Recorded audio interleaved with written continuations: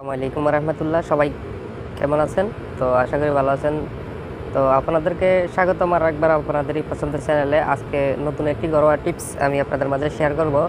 যারা যৌন সমস্যায় ভুগতেছেন, যৌন দুর্বলতায় ভুগতেছেন, যারা স্ত্রীর সাথে সহবাসে মন ভরে সহবাস করতে পারেন না, ইচ্ছে আছে কিন্তু সহবাসটার ক্ষেত্রে অনেক বেশি দুর্বল এবং নিস্তেজ হয়ে যায়, তো তাদের জন্য আমি ঘরোয়া একটি টিপস আমি শেয়ার করব। তার আগে বলে নিচ্ছি, পবিত্র মাহে রমজানে সবাইকে আন্তরিক অভিনন্দন এবং শুভেচ্ছা রইল, এবং আশা করি দোয়া করি সবাই যেন সুন্দরভাবে 30টি রোজা পালন করতে পারেন।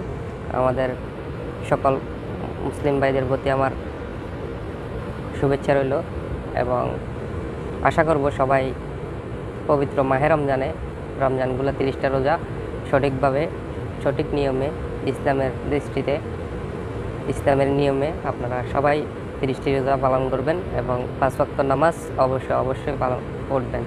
আপনাদের কাছে এটি অনুরোধ। যারা অতিরিক্ত যৌন চাহিদা, তাদের প্রতি আমার অনুরোধ, তারা স্ত্রীর সাথে দিনের বেলায় কোনো ধরনের ঝামেলা করবেন না। 30টা রোজা অবশ্যই পালন করবেন। দিনে সহবাস থেকে বিরত থাকবেন। অবশ্যই রাতে আপনি যখন সহবাস করবেন ইচ্ছে, তখন আপনি তাড়াতাড়ি আপনি সব কাজ শেষ করে, নামাজ শেষ করে আপনি তাড়াতাড়ি খেয়ে আপনি শুয়ে যান। আপনি আপনার স্ত্রী, যেহেতু আপনার হালাল, আপনি আপনার স্ত্রীর সাথে সহবাসে লিপ্ত হয়ে যান, কোনো সমস্যা নেই। কিন্তু আপনি দিনের বেলায় স্ত্রীর সহবাস থেকে বিরত থাকবেন, এতটুকুই অনুরোধ আমার।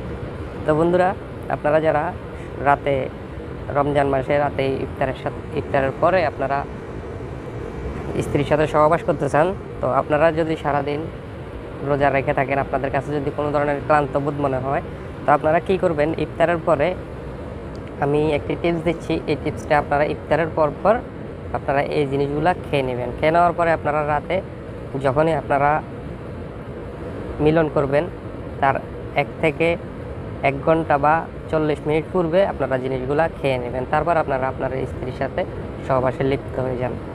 এতে কোনো সমস্যা নেই, দেখবেন আপনার কাছে কোনো ধরনের ক্লান্তিবোধ মনে হবে না, আমি যে টিপসটা আপনাদেরকে দিচ্ছি।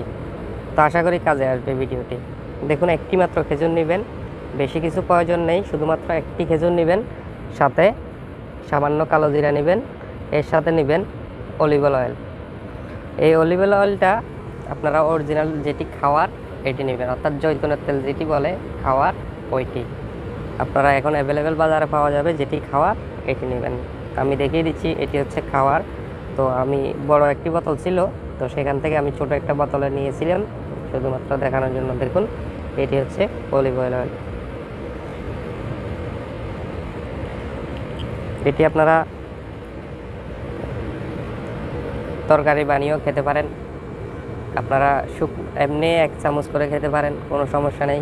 যে কোনো সালাতে, যে কোনো সবজিতে আপনারা ব্যবহার করে এই তেলটা খেতে পারবেন। খুবই উপকারী এবং কার্যকরী একটি তেল এই অলিভ অয়েলটা, খাওয়ারটা। তো অলিভ অয়েলের ভিতরে অনেক ধরনের তেল পাওয়া যায়, যেমন স্কিনের তেল পাওয়া যায়, খাওয়ারটা পাওয়া যায়, মাথায় দেওয়ারটা পাওয়া যায়, চুলের ব্যবহার করার জন্য।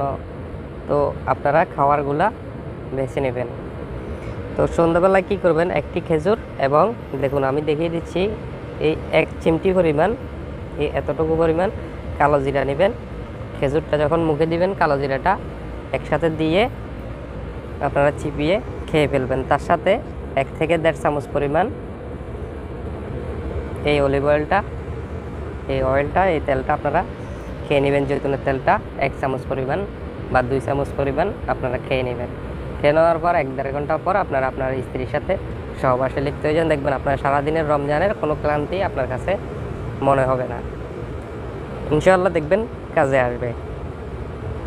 এখানে সব কিছু জিনিসই আলাদা নিয়ে, ইনশাআল্লাহ আপনাদের কোনো রকমে বিফলে যাবে না এই জিনিসগুলো। তো আশা করি ভিডিওটি আপনাদের কাজে আসবে। যদি কাজে আসে, ভালো লাগে, অবশ্যই একটি লাইক দিয়ে যাবেন এবং কমেন্ট করে জানাবেন কোন ধরনের ভিডিও পেতে চান, আর পরবর্তীতে কোন ধরনের ভিডিও লাগবে। আপনাদের কোনো যদি সমস্যা থাকে অবশ্যই কমেন্ট করে জানাবেন। তো আজকে পর্যন্ত বন্ধুরা, ভালো থাকবেন সবাই। ধন্যবাদ। আসসালামু আলাইকুম রহমতুল্লাহ।